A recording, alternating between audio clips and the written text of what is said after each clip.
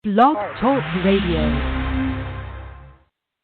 hi. This is Matthew E. O'Neill, the number one ranked editor for Everipedia.org. Everipedia is an internet encyclopedia set based out of Santa Monica, California, run for profit. The company rivals Wikipedia, but is an enhanced version with over 6 million articles. I competed as a USA boxer in the late 90s. I beat Preston Hartzog and Jeffrey Knockin in USA boxing sanctioned matches.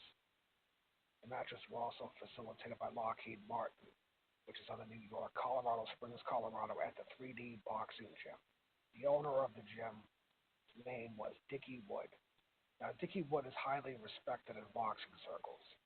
He trained many elite fighters for the Goodwill Games, such as Oscar De La Hoya. Oscar De La Hoya knows who Dickie Wood is because Dickie helped prepare Oscar for the 1990 Goodwill Games, or the Goodwill Games in the 1990s. At a later date, Dickie Wood also trained professional fighters, and he was Oleg Maskayev's co-trainer when Oleg Maskayev beat Hasim Ra Thomas and Max Center in Las Vegas, Nevada. Maskayev beat Rockman by a 12th round TKO. Maskayev then defended his title in Russia, only to lose his title to Samuel Peter in Mexico in 2008.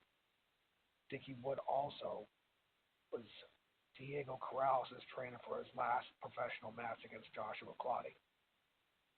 Corrales was a boxing legend who fought on HBO and Showtime. He lost to Floyd Mayweather Jr. in 2001, and Mayweather Jr. went on to become the richest athlete in the history of modern athletics by the Wall Street Journal. When Dickie Wood trained Diego Corrales for his last match against Joshua Clottey, Diego lost the match by a 10-round decision. Clottey dominated Corrales, but I don't believe it was Dickie Wood's fault. Corrales was past his prime a little bit. Now, Dickie is a top facilitator and trainer. 2017, he remembered me competing. He did not have a record of my career, but he remembered me boxing. I trained extremely hard. The matches against Preston Hartzog. Preston Hartzog was 1997 U.S. Armed Forces champion in the super heavyweight division. He won that title at Camp Lejeune, which is a Marine base. He was a top-level fighter when I beat him. When I beat him, he was in the U.S. Army World-Class Athlete Program. That program is federally funded. But now I'm covered by MaxBoxing.com and IntoBoxing.com. I called the U.S. Army World-Class Athlete Program in 2020, and I let them know that my USA Boxing Sanction match was covered by Max Boxing and Into Boxing, and they were very helpful and cooperative with me.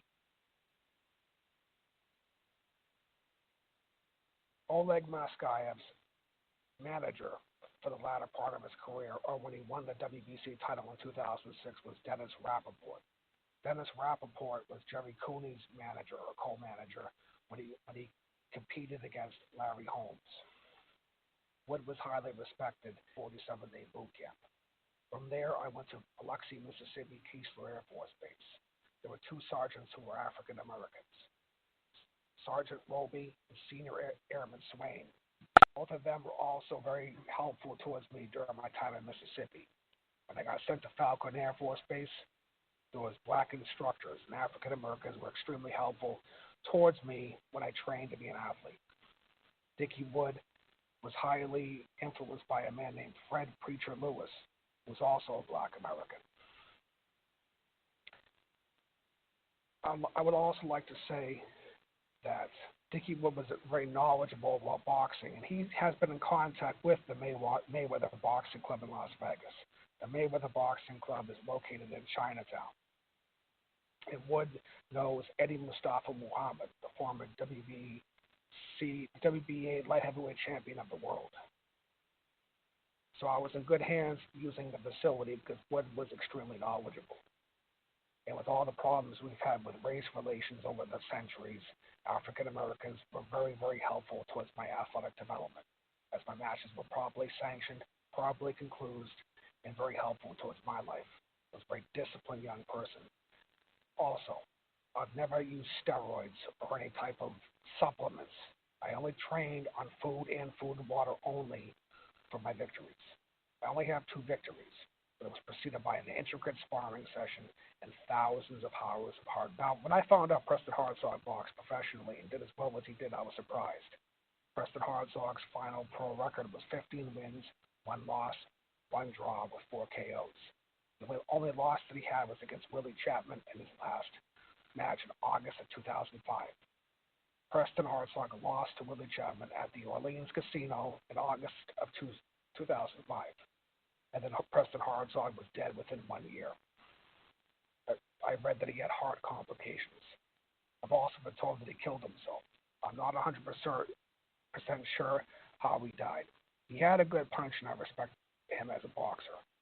He had good power, but maybe not good enough power to compete at the highest level.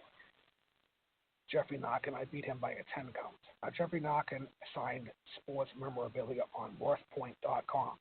A bat that he signed is on WorthPoint.com, which is a sports memorabilia website. Jeffrey Knockin is also in the 2017 LSU Media Guide. Jeffrey was 1991 and 1993 LSU National Baseball Champion. I played so many sports that I definitely wanted to get a sanctioned record. I did not need spar sessions. I needed to be a real athlete. I did box a semi-pro boxer in a sparring session named Adam Sawyer. He won the Mighty Man. He won Mighty Man contests in Colorado Springs. The Mighty Man contest was sponsored by the Bikers. To close things for this very short episode, I would like to say that I'm going to keep an eye on the Roy Jones versus Mike Tyson fight, and I hope the fight does occur. Thank you.